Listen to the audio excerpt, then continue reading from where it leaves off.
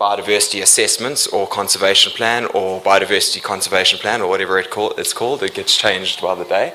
But yeah, so I'd give you an outline of what goes into the assessment and how we're moving it into the implementation space, and then ultimately just some reflections. So I'm sure you've seen this slide quite a lot during the course of the symposium. So just some background in terms of Durban and its natural assets. What's key to just take out here is Durban municipal areas. It takes up around 1.4% of the province, and yet it's got a third of the province's population. So we're dealing with a highly populated and particularly urban setting. It's also situated within one of the 35 biodiversity hotspots in the world. Has 3 of the country's 8 terrestrial biomes, 8 broad vegetation types, and over 2,000 plant species, as well as a whole host of other natural features. All of them ultimately encompassed within our Durban Metropolitan Open Space System, which is our flagship conservation layer. At present stands at around 85,000 hectares. And Richard went into some detail on Monday around what it is, but I'll discuss further a little later. So why did we do this approach? Richard mentioned previously around the eThekwini area being under significant pressure for land use change. One of the major things is just purely from our topography. We have very little area that actually is available for development. It's quite undulating, our topography. We've got a massive housing deficit. We have major infrastructure projects which are on the way or about to be on the way, so all ultimately putting pressure on our natural resource space. So we know that systematic biodiversity assessments are obviously the best way of optimizing for persistence and representativity of biodiversity and the features associated with them. And we also have a biodiversity impact assessment team that team deals with all applications associated with our DMOS area. So they obviously need knowledge in order to respond to these applications and in order to regulate DMOS in an effective way. So this is specifically where this project will be used in quite a lot of detail. We also need to be proactive and identifying areas where to implement some of our more proactive work, so our land acquisition, our rezonings and things like that. So trying to find out where the best bang for the buck is. And then obviously aligning with our provincial and national conservation goals and targets. Now, it's quite unique that as a local government we are producing a systematic biodiversity assessment, and that's been done for a number of reasons. Firstly, we had fine-scale data, in-house capacity, but also we needed to deal with data at a cadastre level, because that's actually what our day-to-day work really is.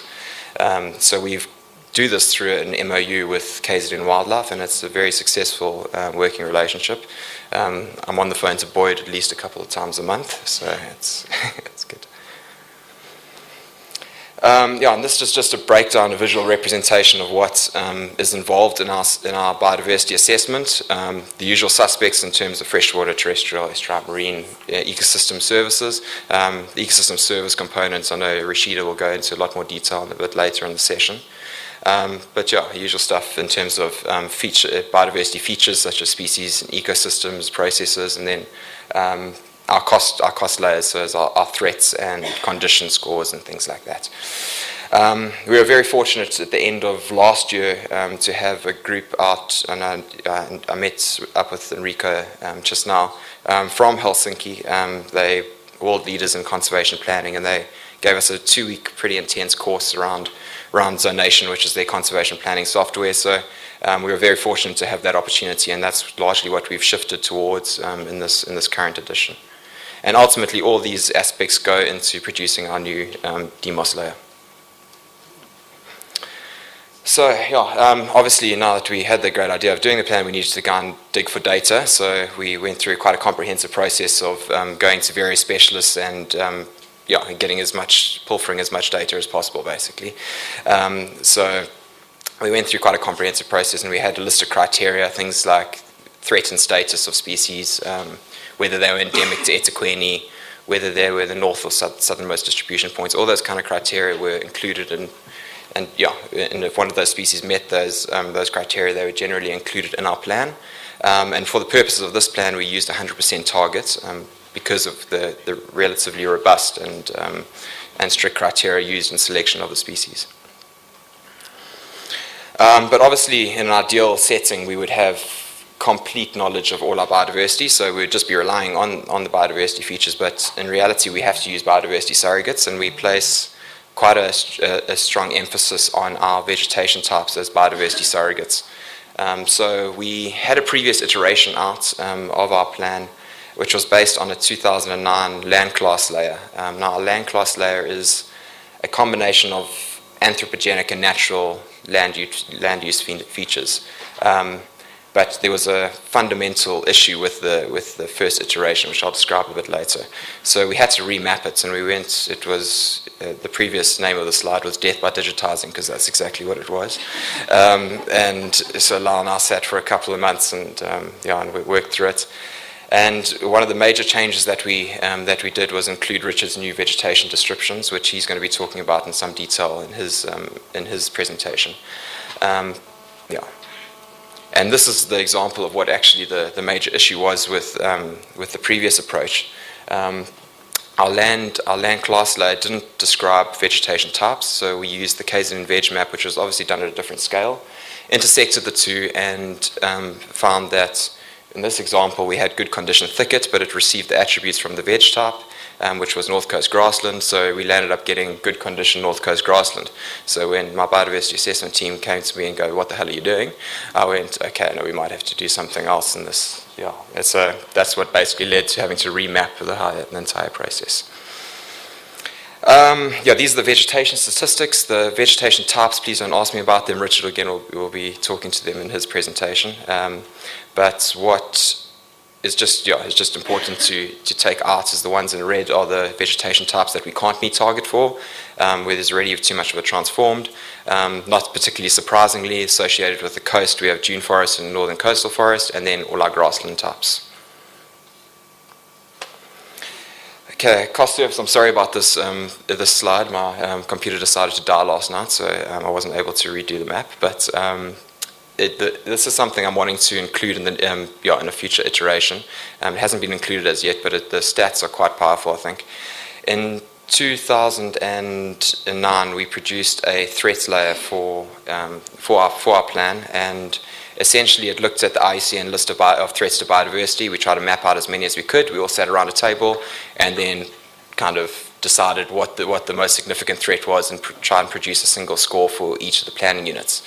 But now that we've got the 2013 land class layer, we've actually got an opportunity to look at how those threats have actually resulted in reality. So how they actually resulted in the transformation. So we're looking at some of the statistics. Over that 5-year period, we lost in order of 300 hectares, we were completely transformed per year of natural area within eThekwini, which translates to 0.6% of the natural area. But more significant was the actual change in condition. So during that period, there was around 6% per annum change in terms of condition. So you project that forward, and it's quite scary. You've got 20 years left before you virtually don't have anything. And that's just an output using Zonation. I'm not going to talk any more about it, and Enrico's not allowed to ask me any questions about it because he's the Zonation guru, so you can speak to him about it. Ultimately, this is just the output showing from the targets what the critical biodiversity areas will be within the city. As I mentioned previously, we use DMOS as our flagship layer, so that's going to be our first port of call moving forward. Now that we've got the first iteration out. Essentially, DMOS was last updated in 2010. Well, it was formally endorsed in 2010 by our council. So the plan is to take it with the new information to council in the early half of next year, and hopefully get that endorsed. And then start using it and many of these uses are happening at present. We are situated, our department, within a planning unit, so it's integrated within the hierarchy of spatial plans, DMOS. Right from the very strategic level, IDPs and spatial development frameworks, all the way down to land use management schemes. So and that provides us with what I consider like a real opportunity to get ahead of the game.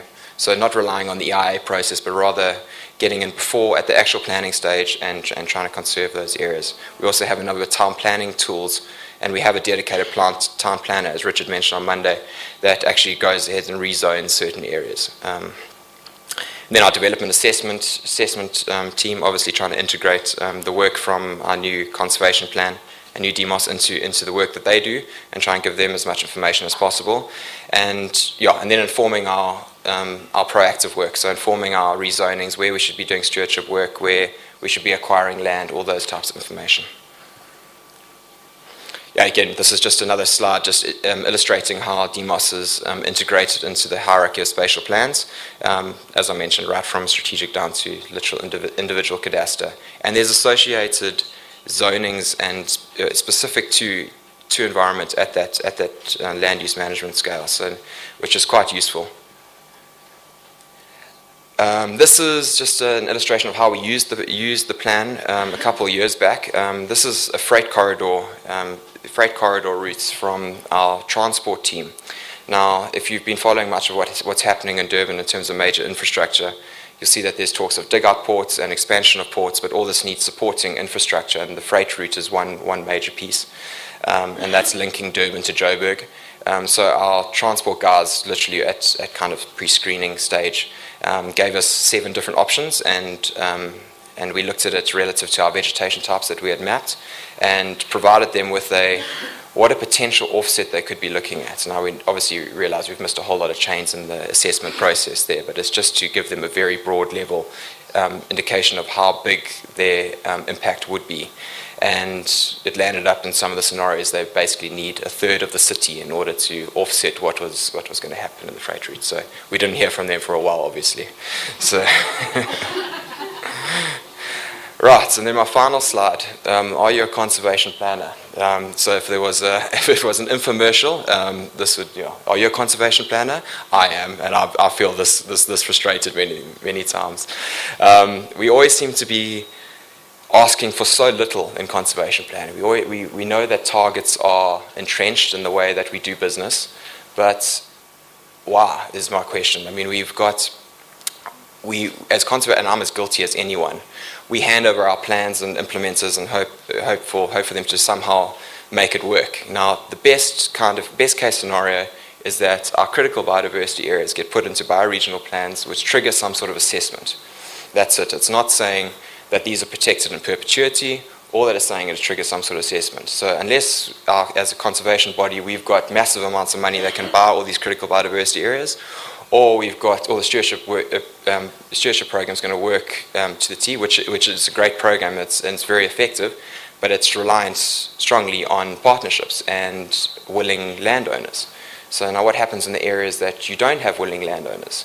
So my plea is to start looking at local government and the tools that local government have, particularly around town planning, and particularly around the town planning tools around rezoning areas, because I feel that we can make a huge impact at that level prior to dealing with EIAs and things like that. Thank you.